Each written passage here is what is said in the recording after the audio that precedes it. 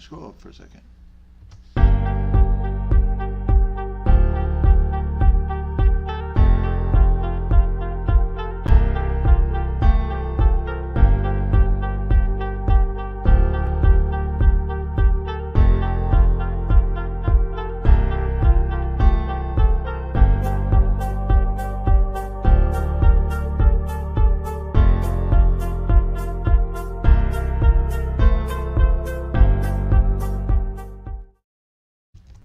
Good morning and welcome to Postulations with Chris. Join us every other Wednesday at 8:15 a.m. right here on Facebook Live, where Chris Gustafson, Senior Pastor of Eastern Heights Baptist Church, will answer questions submitted by you. We all have questions that we want answered, and this is an opportunity for you to submit those questions either through Messenger on our Facebook. You can email us at the church, or we have a box inside the church if you'd like to submit your questions that way. Chris has no idea what these questions are, so we are always thankful for his knowledge and the opportunity to ask him these questions and have them answered. So sit back and enjoy. If you think this is helpful to someone else, we ask that you please share this message out, share this show, and we look forward to seeing you every other Wednesday at 8:15 a.m. on Facebook Live. Now let's get ready for some questions with Postulations with Chris.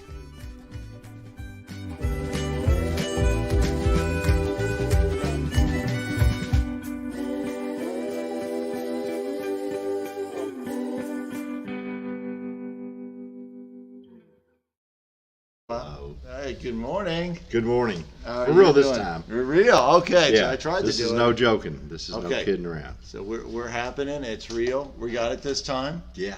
Okay. You good? All right. Yeah. Long time no excellent. see. Last time was rough, wasn't it? Oh, it's crazy. But it was doesn't crazy. exist anymore. We had fun. We had fun, and then we deleted it. That is a cool thing that you can delete it Yeah. as long as somebody hasn't made like 1,000 copies of it. Yeah. Before you try to delete it. So if they do, then otherwise it's out there and it's never coming back. And I'm guessing there's viewers out there somewhere that are. So They've kept it. At some point, they'll use it on us, Right. To blackmail us. So, well, good morning. Let's see. It's been a while. It has been a while. We've made attempts. Yeah, We've been here. We've been in this trying- very trying spot. to be faithful, but Hey, but we're back and it's all good. So. yeah, and we're into summertime now. Yes, man, that is amazing that it's June. Like Yeah. I didn't know it was an official thing, but it was official rededication day, which was like June 1st. And that's for all the people that committed to things during January 1st. What are those called? Oh, your New Year's resolution. New Year's resolution. Yeah, see, that's how much I believe in them. But yeah, so then those. So wait a minute. I've never heard of this. So June 1st is your recommitment that I'm going to recommit again not to do what I said on January 1st. Okay, that's great. Hey, I did keep that promise, but I just want to let you know I'm still not keeping that promise. Yeah. That is, I miss that. I know. I wish I'd known June 1st I was supposed to do that. You could do it. You could quit twice in a year. Yeah, that's give up on life twice. If you're not disappointed enough, this is a day to just remind you. Well, I tell people that I plant a garden, and folks go, "Why do you plant a garden?" Because I said I like to live with disappointment, and so I really love watching a little seed become a plant. I think that's absolutely incredible. It really is. But my garden, my plants grow huge, and then they produce one little squash, and I'm like, all that work, and I got that squash. I mean, my family supposedly at one time were farmers. Right. But whatever was in the DNA went out a long time ago. You don't have the farmer gene. No. My family would have starved to death. But you have a whole different type of gene that we were talking about earlier. Yeah. So there you go. Yes. We won't get into that. No. There's probably pictures of it. Just go to Pinterest. Somewhere on Pinterest is There's a picture of it. something I designed and everybody loved at a yard sale. So. Well, let's see. So what's going on in the world of Eastern Heights right now? Well, we got some exciting stuff going on. Starting Saturday. Let me see. I think I'm going to put you keep going. I'm going to put our website in. Saturday we'll start our week of service. It's a really great idea that one of our members, Alyssa, had, and they're doing different projects every day during the week out in the community, just as service of encouraging. Wow, cool. Yeah. Service activities, and so she's got stuff planned all over. So they're picking up trash in one place, and they're helping a homeless ministry They're doing some work in landscaping for a nonprofit, so the nonprofit, they can focus on what they're doing. Some singing. They're doing singing. Yeah, I know Angie signed up for singing. That's why I knew. Yeah. And what was really cool, they wouldn't let me. No. But what was cool about it is that you didn't have to sign up for everything. You just signed up for the thing you were interested in, and we had enough people that were interested in stuff that it covered everything without exhausting everybody. Yeah. So I'm excited about it. We've got our mission trip to Utah coming up. Yeah, you're leaving on. Soon. Yeah, we're gonna be leaving soon, and then the rest of the team will be out there, and so it's gonna be an exciting time. And then coming to youth camp, we get back, youth camp goes on, and then VBS. I was talking to somebody. It's so funny was I said a lot of people will talk about how the summer slows down for them, and I said, in at least our church, summer everything speeds up.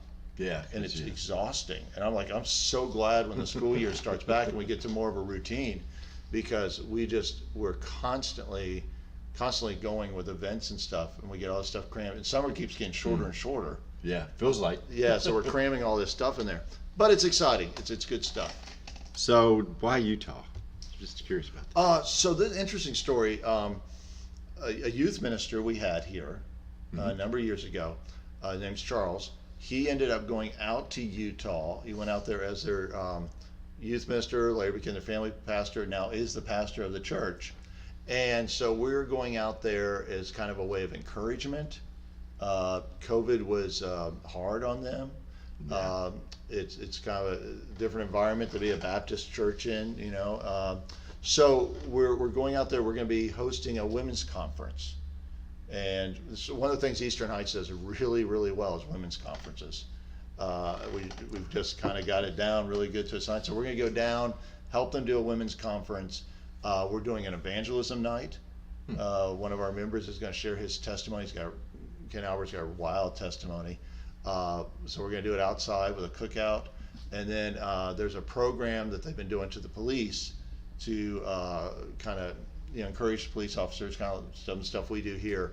And we are taking with us Shemp's Red Hots down to the police down there. So we're gonna here's some, worldwide. Yeah, worldwide. Shemp's. Yeah. So we're saying this is our Jeffersonville, one of our favorite things. And so we thought we'll take them some Red Hots so they can experience. Hey, this some Red Hots, cool. So all the way from Jay. Yeah, all the way from Jeffersonville. Jayville. So we're excited about being able to do that. And it'll be exhausting, and then we'll come back, and like I said, we come back, we hit the ground, the youth leave on youth camp, and so. Yeah, and then VBS. And VBS. Wow. VBS wears me out.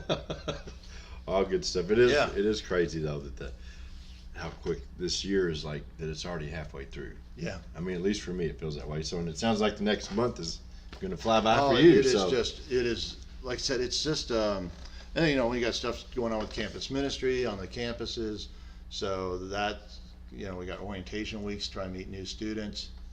So summer is busy. It really is. I mean, people are like, oh, I love summer because it slows down, and I'm like, not at Eastern Heights. It just goes in the really fast, So I was listening to a psalm. They were reading a psalm the other day, and when I read it, as I read through it again, we're all pretty familiar with it, I would say, or most people, but I know you can quote it by heart. Maybe. No, putting you on the spot. Yeah. I actually printed it off for us because I know I can't. Okay. Well, what psalm is it? What's Psalm 23? Oh, it's all okay. Yeah. Yeah. Yeah. Psalm Okay. 23. Yeah. I mean, because you've done lots of funerals. I didn't know which one you were gonna pick. Let's do 119. Can you quote all of it? God is happy. Yeah, how many psalms are there? There's 150. 150. In the Catholic Bible, there's 151.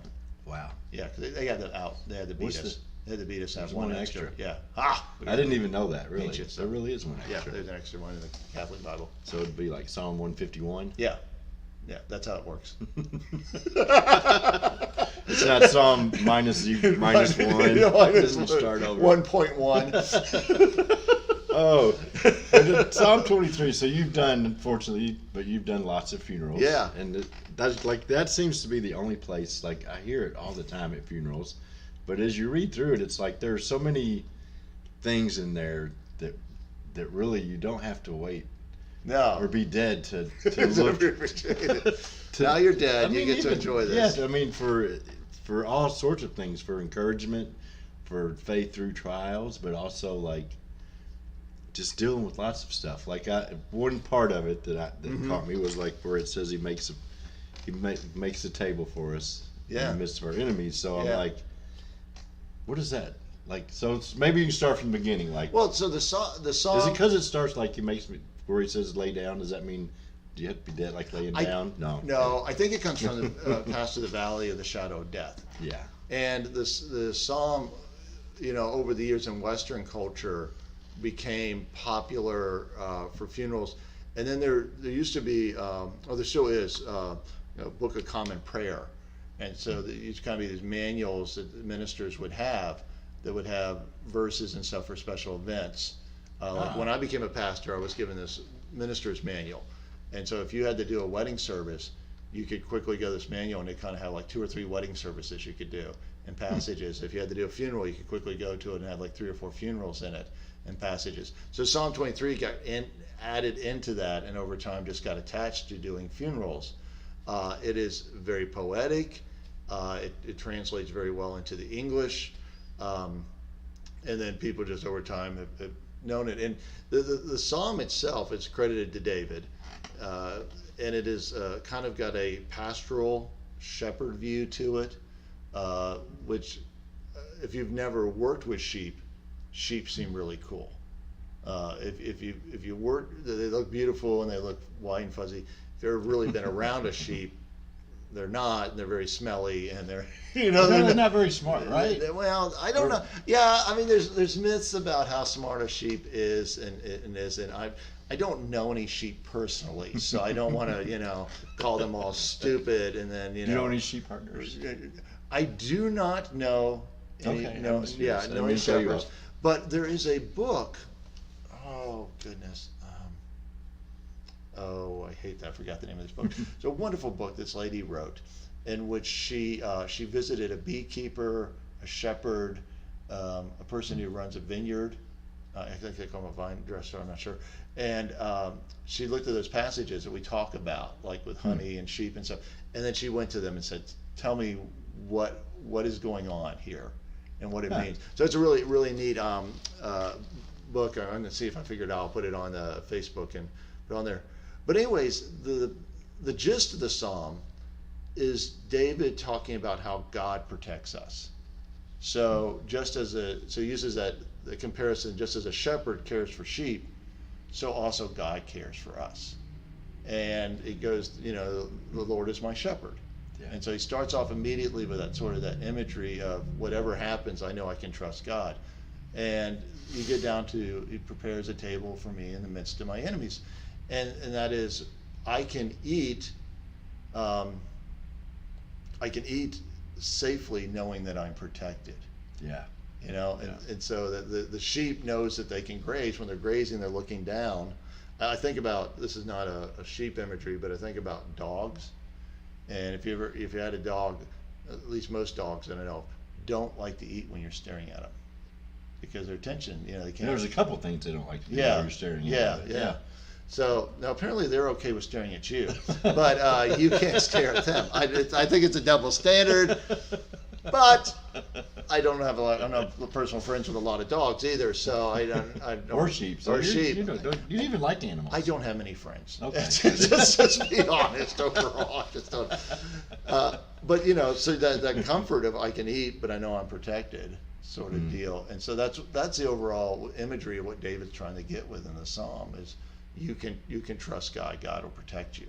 Yeah, and I had started reading this book, and it was it's called "Don't Let the Enemy Have a Seat at Your Table." And he did it basically, and that's kind of what got me on the song. When I started, made me think of it differently. But it, like that part that you're talking about, and that's exactly what he went into. But like he was describing this table that has like you're sitting directly.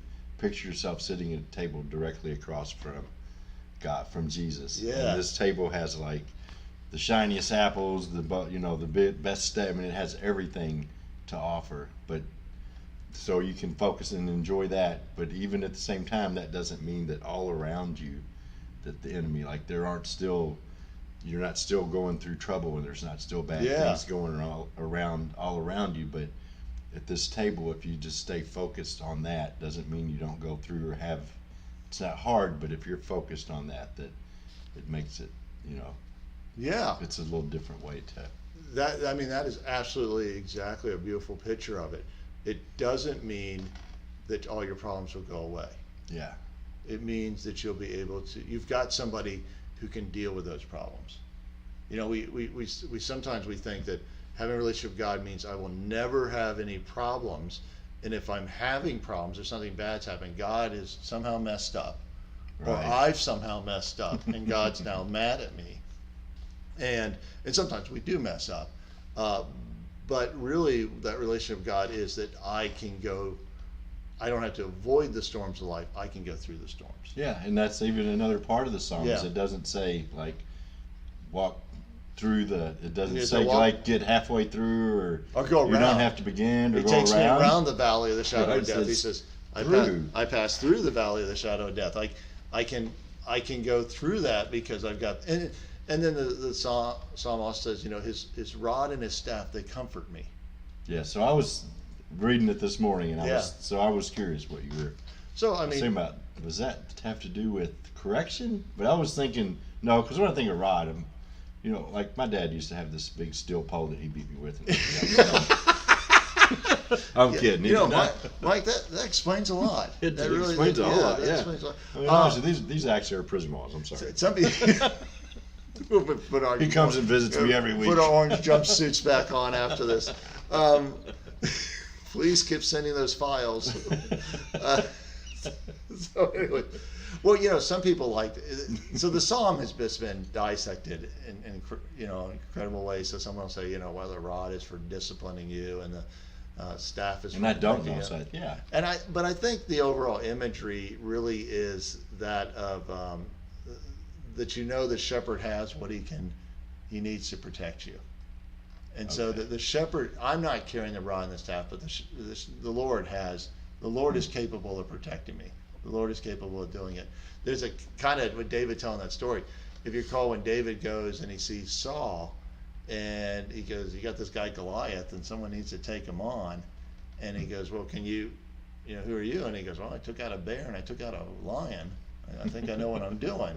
And so there's kind of a statement on David's part, and he goes in with the sling, which is a very effective weapon, because Yeah. you can use it from a distance, and you would hit somebody and knock them out, and then you could kill them. And he did that with Yeah, and that's someone. exactly like what he did with Goliath. Everyone thinks he killed Goliath with a stone. He didn't kill Goliath with a stone. He knocked him out, and then he pulled out Goliath's sword and chopped off his head, which is pretty insulting that your own sword chops off your head. But so that rod and that staff is just knowing God is all powerful, God's all knowing, God is holy, God is merciful. So I know that He's going to care and protect me, and He can take care of me. So I'm reminded of the stuff that He has that protects me with it. Yeah. So it's not all about just death. No, and it's funny, when you say that Psalm only applies to you when you die. It doesn't apply to you at all because you're gone. The Right. psalm, what we say at the funeral is for the living, and so in that sense, it gives them comfort for someone who sits there and goes, "All right, I know my loved one believed in Jesus, and I know what the Bible says that in believing they'll be in heaven, but right now I'm having a hard time believing that God's going to keep His promises." And so the 23rd Psalm is this great reminder, yet God's in control. God's got it. God's running it. God's got it control. And then there's that beautiful statement at the end about, just that comfort in watching and protecting, and dwell in the house of the Lord forever. And that knowledge of being with God and that eternity that's there. Yeah. I mean, and that, I guess in the end, through all of it, that is our promise. Yeah. Is accepting Christ Yeah. and being in His family. That is our promise to dwell in the house of the Yeah. Lord forever. And then we'll see our shepherd who has guided and watched over and protected us. Yeah. I mean, and even to this day, I'm sure like you have, because you're Chris, but like just the thought of trying to vision that. Like, I know you Oh, probably have gosh. a clear Yeah. vision and know exactly what that No, what that not looks at all. like, and Not at all all. the different layers of heaven and everything. But Yeah. like for somebody like me, that's just like old Mike that just took off his orange jumpsuit.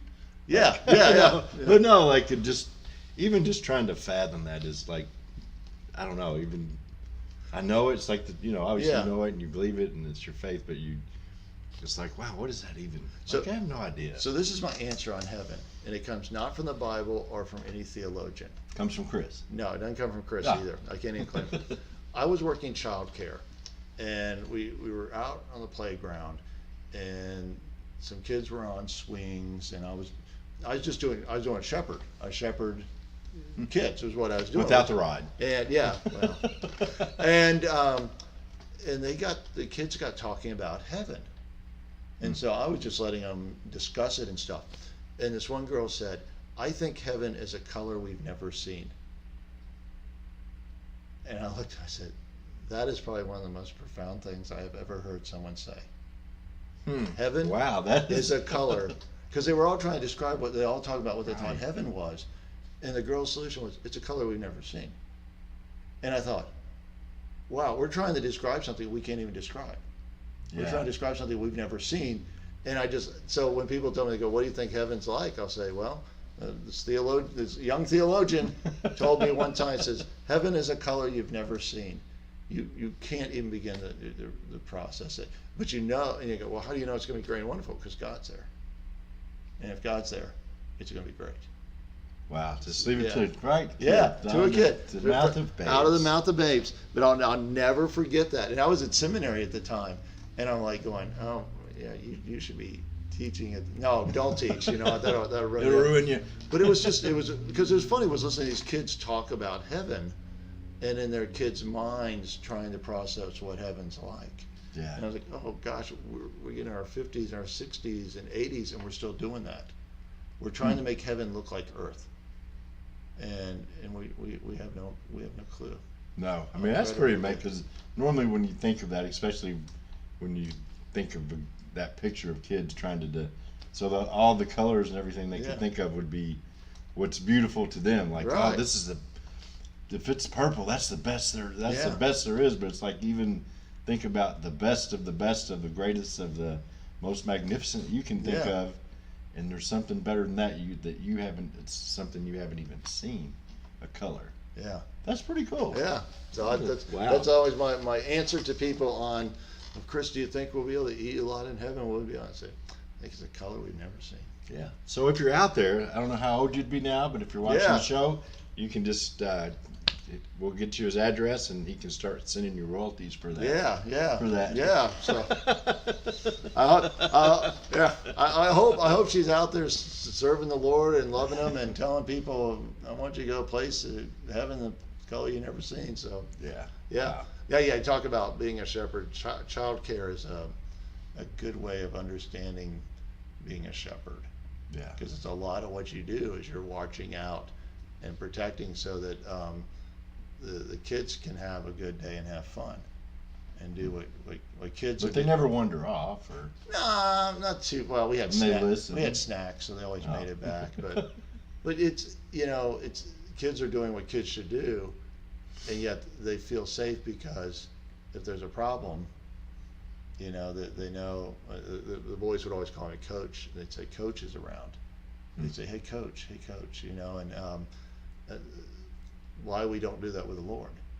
yeah. Why we don't sit there and go, hey Lord, Yeah. And So- people are always, we're always looking for that. Yeah. Like when you look at a lot of the I don't want whatever problems, situations, traumas in the world, and it's always because we don't feel safe, and you don't feel Yeah. secure, and you don't feel valued, and you don't feel like you matter, when in reality, unfortunately, there's the person, the creator of the world, the one that doesn't Yeah. have to at all, cares the most. Cares the most, and So, and does we're have always looking purpose for and have that. meaning for you. Yeah. So But we're always looking somewhere else for it. yeah. Yeah. It's Wow. very true. And Very true. And that's obviously as Christians, that's our job is the good news. That's what we do. That's what you are going to do, Yeah. and that's what we do this whole So, summer that keeps you so busy. This gets us so busy. Yeah, that's exactly what we're trying to do is share those things and talk about God. And so, yeah. Yeah. That's the task, and say it's not about us, it's about Him. Yeah. So if you ever feel like you don't matter, if you ever doubt your worth, that God would give His only Son for you, death on a cross, and there is someone out there, Yeah. Or to quote that does that. Or to quote Mike here, don't wait till you're dead to read the 23rd Psalm. Yeah, exactly. It's about you now. Yeah. So that was a Yeah. good point too. I Yeah. didn't think about Yeah. you said that. Like, I'm not going to quote. I'm going to tell people when it comes to what do you think of the 23rd Psalm? I'm going to say, well, I'm going to quote a great theologian I know named Mike Higdon, and Mike Higdon said, "Don't wait till you're dead to read it." Yeah, And I think that's an excellent encouragement for you.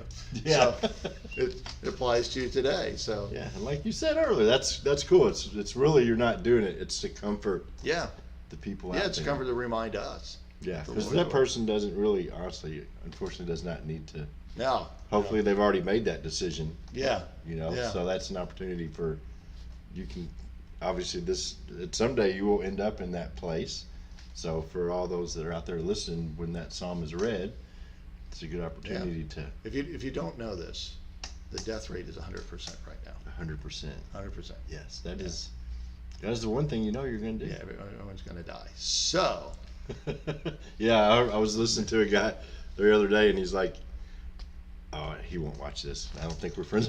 But he doesn't say it like. Is he a sheep? No, he's a sheep. But it was funny because like a lot of things he says, I'm just like, did you just say that? You know, it's like once Yeah. like, did that really just come out? But then like the most profound thing came out, like he was talking to somebody. He goes, "None of us are getting out of here alive, buddy."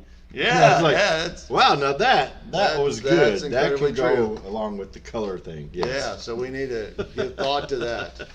All right. Well, let you close this up All in right, prayer. sure We will. we won't be back in 2 weeks because Yeah, I think we'll be gone. you'll be missioning. Yeah, I'll be missioning in Utah, and then so we'll probably catch the week after that if that works. I mean, All right. I know you are used to our really strict schedule, Yeah, but well- we are going to have to get off of Well, it. we're like the internet TV shows now. You never know when the next season's coming out. Yeah. You know, it used to be when I was a kid, there was a set when the season. You know. Yeah, fall and usually. Yeah, and they did the big fall preview of all the Yeah. new shows coming out and everything. Now you have no idea. Yeah, It's it's a like- new Mandalorian out yet? Is it coming out? Are they making it? You don't know. Yeah, I'm still waiting for one because it's like, yeah, that was great. Now, it'll be on in 2 years. Okay. Yeah, I don't know if I'll remember it by then. So, All right. all right, let me pray for us. Heavenly Father, thank you so much that you're caring for us, that you love us, that you protect us, that you watch over us, Lord. That you don't take us away from our enemies; you protect us from our enemies.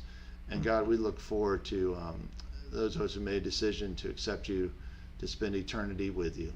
We thank you so much for this time. Thank you for Mike and doing this show. And just pray, Lord, that throughout the summer, no matter what we're doing, we be thinking about you and doing it for your glory. In your precious name we pray.